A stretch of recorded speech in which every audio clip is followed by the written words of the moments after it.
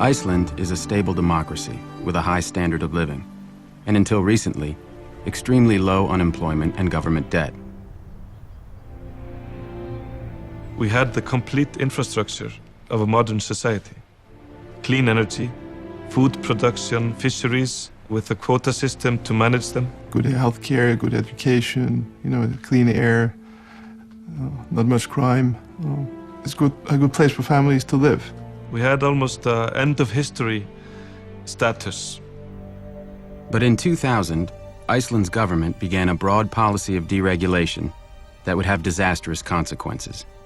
First for the environment, and then for the economy.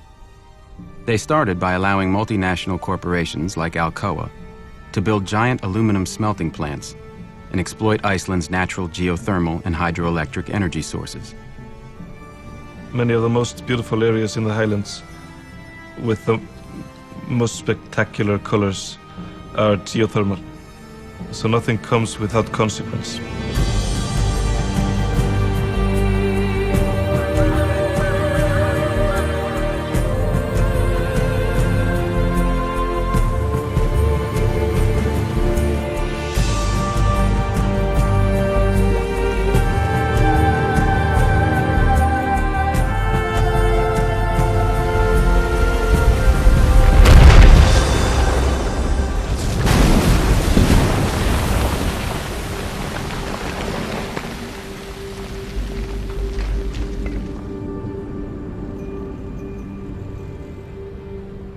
At the same time, the government privatized Iceland's 3 largest banks.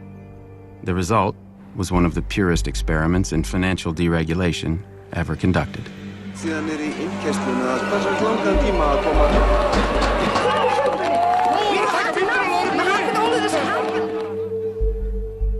Finance took over and more or less wrecked the place.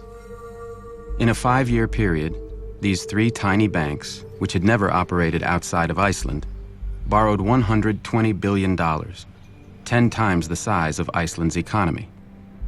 The bankers showered money on themselves, each other, and their friends. There was a massive bubble. Stock prices went up by a factor of 9. House prices more than doubled. Iceland's bubble gave rise to people like Jan Asgeir Jóhannesson. He borrowed billions from the banks to buy up high-end retail businesses in London. He also bought a pinstriped private jet, a $40 million yacht, and a Manhattan penthouse. Newspapers always had the headline, "This millionaire bought this company," in the UK or in Finland or in France or wherever.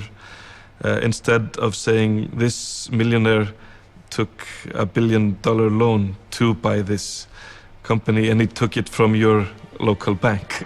The banks set up money market funds, and the banks advised deposit holders to withdraw money and put them in the money market funds. The Ponzi scheme needed everything it could. American accounting firms like KPMG audited the Icelandic banks and investment firms and found nothing wrong. And American credit rating agencies said Iceland was wonderful. In February 2007, the rating agency decided to upgrade the banks to the highest possible rate, AAA. It went so far as the government here traveling with the bankers as a PR show.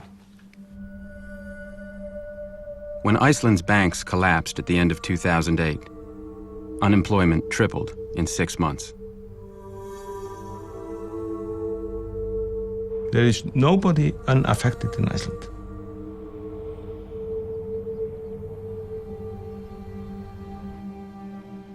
So a lot of people here lost their savings. Yes, that's the case. The government regulators who should have been protecting the citizens of Iceland had done nothing. You have 2 lawyers from the regulator going down to a bank to talk about some issue. When they approached the bank, they would see 19 SUVs outside the bank. Right? So you enter the bank and you have the 19 lawyers sitting in front of you, right?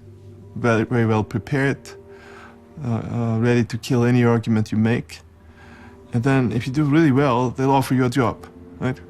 1/3 of Iceland's financial regulators went to work for the banks. But this is a universal problem, huh? In New York, you have the same problem, right?